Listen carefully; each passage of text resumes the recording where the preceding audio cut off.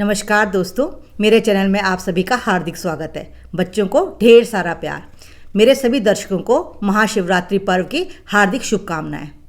महादेव जी का आशीर्वाद हम सब पर सदैव बना रहे। दोस्तों, इस बार 2022 में महाशिवरात्रि का पावन पर्व 1 मार्च दिन मंगलवार को मनाया जाएगा। आज मैं आपको बताऊंगी कि शिवरात्रि में किस तरह पूजा उपासना करके हम अपने जीवन में आने वाली बाधाओं और कठिनाइयों को समाप्त कर सकते हैं। साथ ही मैं आपको बताऊंगी कि शिवरात्रि का क्या महत्व है। दोस्तों, सबसे पहले मैं आपको बताती हूँ शिवरात्रि पर्व क्या है। हमारी हिंदू संस्कृति के पर्वों में से एक बहुत ही महत्वपूर्ण पर्व महाशिवरात्रि पर्व भी कहा जाता है। यह पर्व महादेव जी से जुड़ा होने के कारण, शिव जी से जुड़ा होने के कारण इसे महाशिवरात्रि व्रत कहा जाता है। दोस्तों, हर मास में एक चतुर्दशी आती है और उस चतुर्दशी को शिवरात्रि व्रत आता है। हर महीने की चतुर्दशी को शिवरात्रि आती है, लेकिन 2 शिवरात्रियां हमारे जीवन में बहुत ही प्रमुख होती हैं। एक होती है सावन के महीने की शिवरात्रि और दूसरी होती है फागुन मास के महीने की शिवरात्रि। आज हम फागुन मास के महाशिवरात्रि व्रत के बारे में बात कर रहे हैं। शिवरात्रि के दिन का रात्रि बहुत ही महत्वपूर्ण होती है। जैसा कि नाम से ही विदित हो रहा है, शिवरात्रि, शिव की रात्रि। इस शिवरात्रि के दिन से ज्यादा रात की पूजा को बहुत ही महत्वपूर्ण माना गया है। वैसे तो कहा जाता है कि शिवरात्रि के दिन का शुरू होने से ही और रात तक एक एक क्षण महादेव जी की कृपा से भरा होता है और बहुत से विद्वजन दिन में 4 पहर की पूजा का विधान भी बताते हैं। लेकिन इससे भी ज्यादा महत्वपूर्ण रात्रि के 4 पहर बताए गए हैं और इन रात्रि के 4 पहरों की पूजा सबसे ही ज्यादा लाभदायक और कल्याणकारी होती है और हमारी मनोकामनाओं को पूर्ण करने वाली होती है। दोस्तों, शिवरात्रि की रात में जागरण करना, मंत्र जप करना, पूजा पाठ करना, शिव स्तुति करना, साधना करना, महादेव जी का ध्यान करना, यह सभी बहुत ही लाभदायक बताया गया है। इस तरह हमारे कई दुख तकलीफों से हमें छुटकारा मिलता है। माना जाता है कि चतुर्दशी के दिन महादेव जी का प्राकट्य हुआ था। महादेव जी अजन्मा है, इसलिए इस दिन उनके प्राकट्य की तिथि बताई जाती है। दोस्तों, जहाँ एक तरफ शिव जी को बैरागी बताया गया है, तो दूसरी तरफ माँ गौरा और शिव जी को सृष्टि के प्रथम ग्रस्त जीवन होने का गौरव प्राप्त है। दाम्पत्य जीवन की शुरुआत महादेव जी और उमा से ही शुरू हुई थी और इसलिए उनका एक रूप अर्धनारेश्वर भी पड़ा। इसके साथ ही संसार को नियंत्रण करने का और संसार में संतुलन बनाए रखने का कार्यभार भी महादेव जी के पास ही है। और महादेव जी के बारे में तो यहाँ तक कहा गया है कि महादेव जी की पूजा उपासना से हमें भौतिक सुख तो प्राप्त होते ही हैं, साथ ही हमारे बुरे से बुरे ग्रह भी सही रास्ते पर आ जाते हैं। मात्र महादेव जी ही एक ऐसे देवता हैं कि जो मृत्यु को जीतने की शक्ति भी रखते हैं।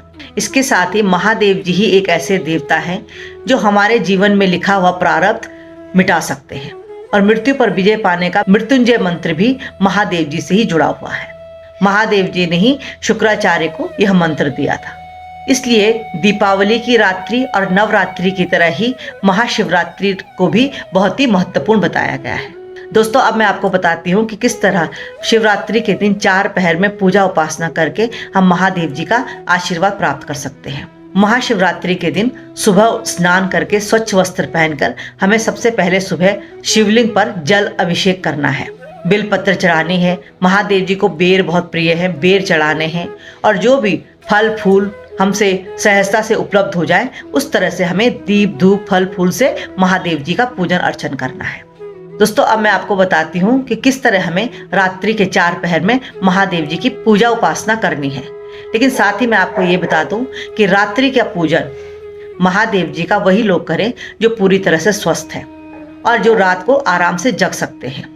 अगर किसी प्रकार की तकलीफ है तो दिन में ही पूजन करके आप महादेव जी का आशीर्वाद पा सकते हैं।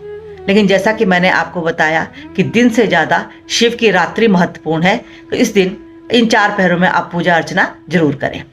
दोस्तों, इन 4 पहर की पूजा अगर हम मंदिर में कर सकते हैं तो अति उत्तम, लेकिन अगर हम मंदिर में नहीं कर सकते हैं तो हमें घर पर ही एक छोटा सा शिवलिंग लेकर एक थाली में रखकर पूजा अर्चना करनी है, जो कि इस प्रकार से है। तो पहला पहर इस प्रकार से है, सायंकाल 6 से 9 के बीच। इस समय हमें महादेव जी की पूजा अर्चना करने बैठना है और शिवलिंग पर सबसे पहले जल अर्पित करना है, फिर मीठा दूध अर्पित करना है और इसके बाद फिर जल की धारा से शिवलिंग का अभिषेक करना है और इसके बाद हमें मंत्र जप करना है।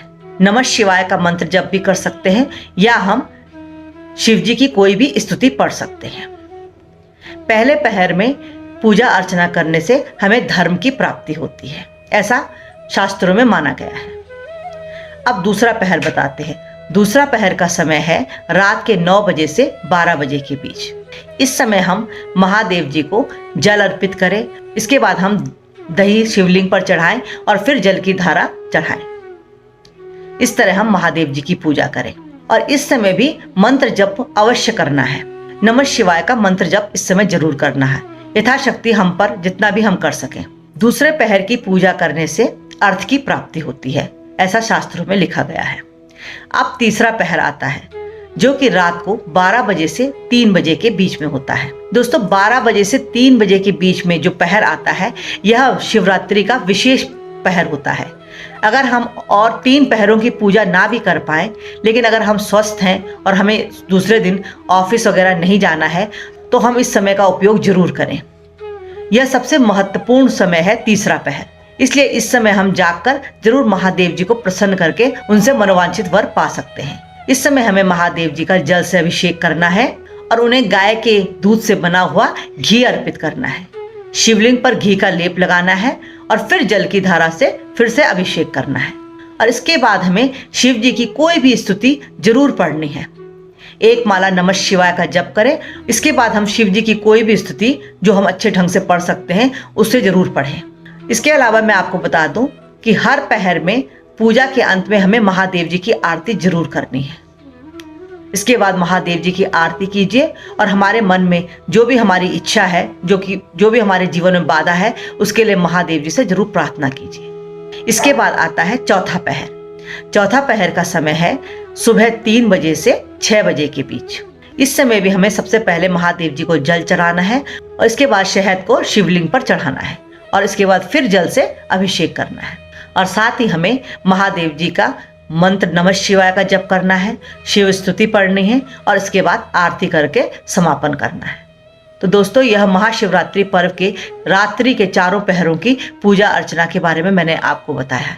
इन चारों पहरों की पूजा करने से हमें धर्म, अर्थ, काम और मोक्ष इन चारों की प्राप्ति होती है और इसमें से तीसरा पहर सबसे ज्यादा लाभदायक और महत्वपूर्ण है। तो दोस्तों आशा है आपको मेरी यह जानकारी जरूर पसंद आई होगी। अगर आपको मेरी यह जानकारी अच्छी लगे तो आप कमेंट्स कीजिए, मेरे वीडियो को लाइक शेयर भी कीजिए और साथ ही मेरे चैनल को सब्सक्राइब भी जरूर कीजिए। आप और हम हमेशा जुड़े हुए रहने चाहिए। महादेव जी की हम सब पर कृपा बनी रहे, इसी आशा के साथ मिलते हैं अगली जानकारी के साथ। तब तक के लिए नमस्कार।